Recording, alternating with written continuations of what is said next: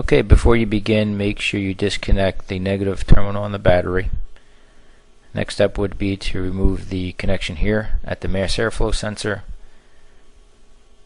And then get yourself a pair of pliers, remove these clamps.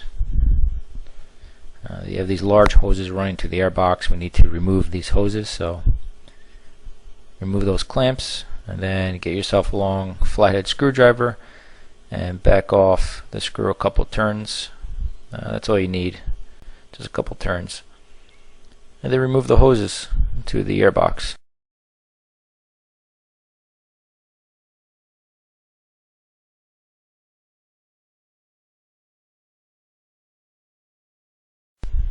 After that, you have 4 clips around the air filter box. Make sure you unhook all 4 clips.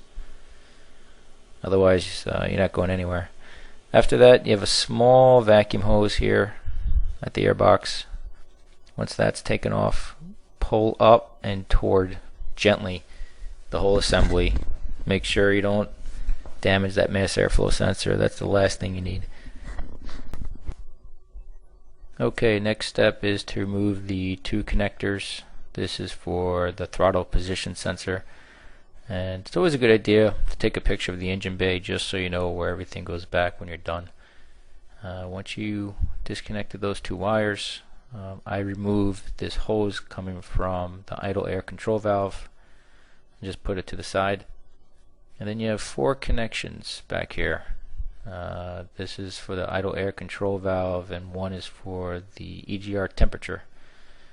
But regardless, just make sure you move all 4 connections.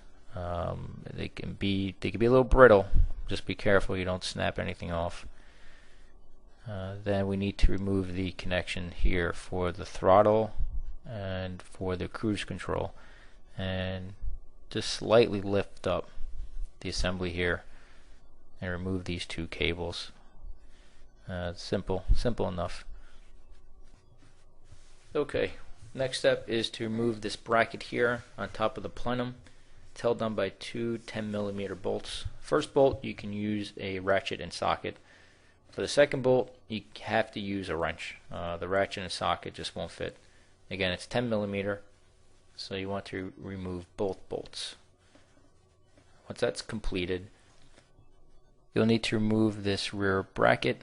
This bracket is held on by 1 10mm bolt, and just get your ratchet and socket. I'm using a 1/4 inch ratchet and socket along with an extension. The extension is a huge help. If you don't have one, I'd recommend buying one. It just makes things a lot easier. Once that's done, just put the bracket to the side, and I always thread the bolts back on top of the plenum. Just makes things easy so you don't lose anything. Next step, you want to disconnect this connection here. This is for the evap purge volume control valve, and then you have these connections here. This is for the injectors. And to remove these, you need to press down on the tab and pull back on the housing. So again, you need to press down the tab and pull back on the housing.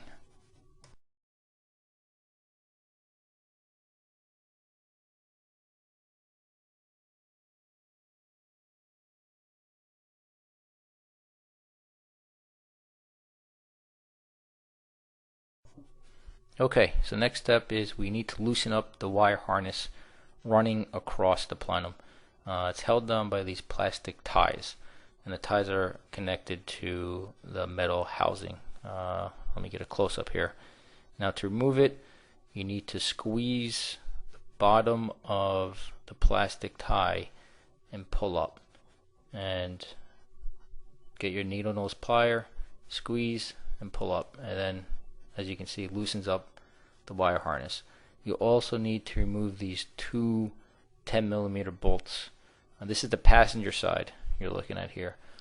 So just remove these 2 10mm bolts because if you keep them in, it still keeps the wire harness a little too stiff, and you need some flexibility when you remove the plenum and the rear valve cover.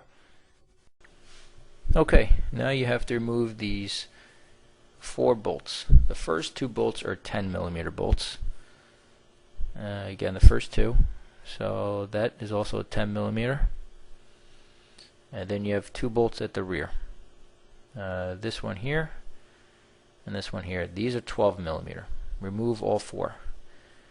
Once you've done that, you need to remove this bolt here. This is a 10 millimeter. This is for the EGR temperature sensor. It's behind the purple plug. You can't see it. You have to feel for it. Use your middle or your index finger. Follow the wire down and you'll feel it. Again, you can't see it. Just feel for it. And in my case, I used a 1/4 inch ratchet and socket. The socket is a longer socket. The extension was too long, so I had to use a pretty long socket for this to work. And that's it. Okay, now you have 3 bolts holding on the idle air control valve. These are 12 millimeter. Now the first 2 you can plainly see. The third bolt is on the bottom. You can't see it. Again, you have to feel for it, and I'll show you in a second how to get it. So for the first 2, well, for this very first one, I'm using a 3/8 ratchet. So just remove the bolt like so. And for the second bolt here, a socket won't fit. It's too big. So you need a wrench. And again, 12 millimeter. Give yourself some good leverage. Get yourself a long enough wrench, otherwise you're going to kill your hands. And once that's done, you also have a third bolt on the bottom. And this is how I got it. That's a 3/8 extension. And in a second you'll see. Now this is with the idle air control valve removed, and this is where the third bolt is, right there, right on the bottom. Forms a triangle. Easy way to think of it. And there's also a gasket. Don't lose this gasket. If you lose this gasket, you're gonna have a nasty leak. Now once that's done, you need to remove this clamp. Just move it upwards a couple inches, maybe 1.5 inches or so, and then you want to remove this hose. Once you remove this hose, now you can remove the whole assembly out of the way. Again, this is for the purge control valve and the purge volume control valve. And there you go. So now tuck that out of the way. You don't have to worry about that anymore. Okay, now you have a bracket over here and some rubber hoses. You need to remove this 10 millimeter bolt back here. As you can tell, I loosened it already. And then you have one right there. Again, 10 millimeter. And even though you remove the bolts, it's still stiff, and that's because you also have these rubber hoses. So you need to remove that. Just move up the clamp a little bit, get yourself a small flathead, gently pry the bottom of the hose, and she'll come right out. I believe that's for the PCV valve, if I remember correctly. And there you go. That's one, and you have another one right there. Next step, we need to remove the connection at the rear of the plenum. Just pull back the clamp and remove the hose. Should be fairly simple. That's it.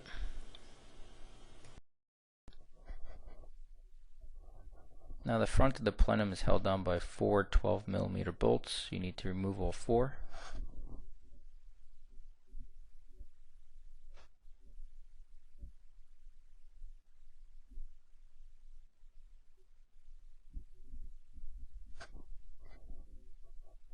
And you have 2 12 millimeter bolts at the rear here. This is where the first one is located. You can't see them, just feel for them with your fingers. And again, 12 millimeter. And the second bolt is located over here. And I'll show you in a second how to get to that one.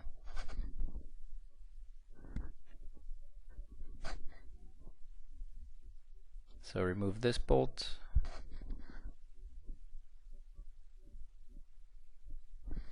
And you have a second bolt over here. Again, 12 millimeter.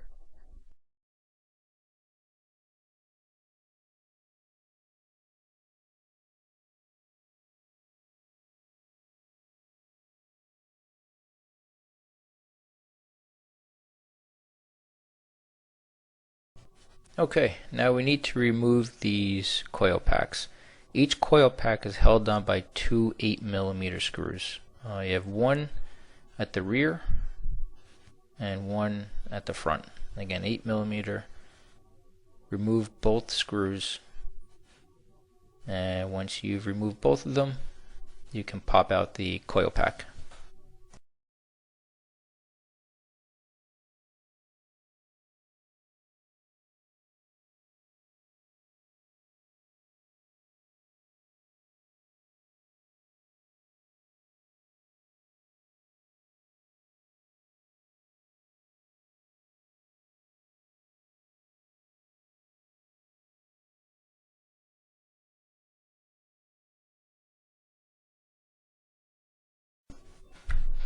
Now we need to remove this bracket that's held on by one 10mm bolt.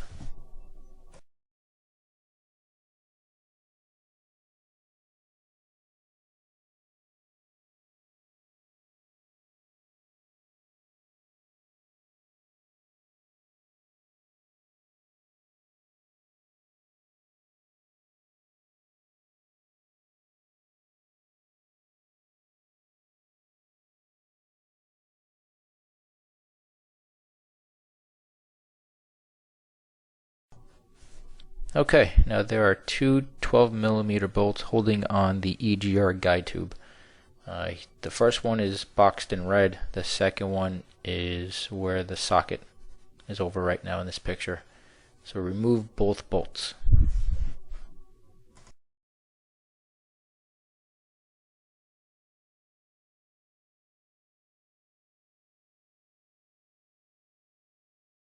Now this next step, I'm using a pair of pliers that has an angled end, and that's because it just makes the job a lot easier, and you'll see why in a second. If you don't have these, you can pick these up from Harbor Freight for maybe $9–10 bucks, and they do a terrific job for removing hose clamps.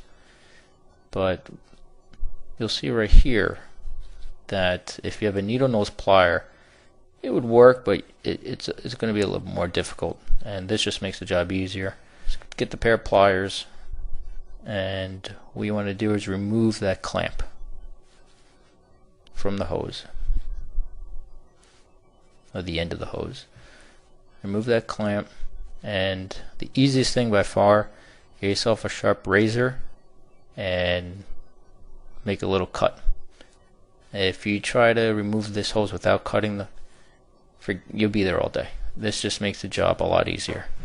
And just replace it with a new one. If I remember correctly, it's a 5/16 inch hose. Just double check it when you do this. So make a slice into the hose. Use your screwdriver, and that's it. Done deal. So that's for the first one. And you have one more over here. Same process. Going to use those angled pliers like so, and a little bit of a slice with the razor blade, and that's it. Okay, now for this next step, the easiest thing is to cut this hose. I didn't even remove any of the clamps. I just cut the hose right in the middle. There's no metal obviously in the middle of the hose, and with a clean razor or a sharp razor, it'll cut right through that like nothing. So by far that's the easiest thing to do. Just get your razor blade, cut that rear hose. I didn't video it. It was a little difficult to videotape and do it at the same time, but that's where the hose is located. I'll give you a close-up here. And again, just don't forget you need to replace it obviously. And if I remember correctly, the hose size is 5/16 inch. And now we have the plenum removed, and you also want to remove the old plenum gasket. And there's a hose that runs between the front and rear valve covers. Make sure you replace this hose. That's a 1/2 inch hose. So as you can see, mine was cracked, but it's a good idea to replace it while you're there. And then you have 10mm bolts holding on the rear valve cover, and make sure you remove all 10.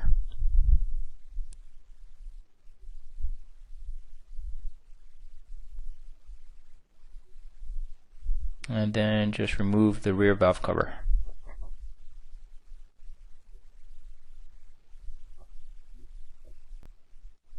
Discard the old gasket, replace it with a new one. It's also a good idea to replace these 3 gaskets. They form a seal around the spark plug tubes. And you'll also need to apply a small amount of liquid gasket at the end of the valve cover.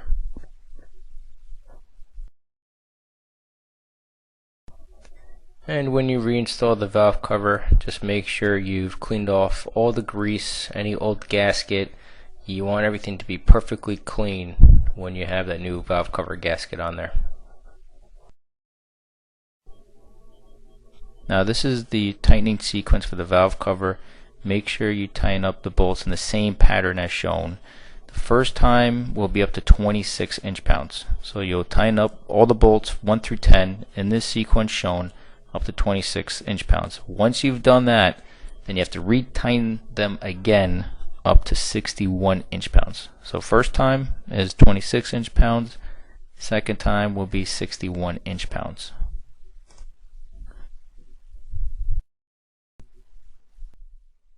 Install a new plenum gasket, and the tightening sequence for the 4 front plenum bolts.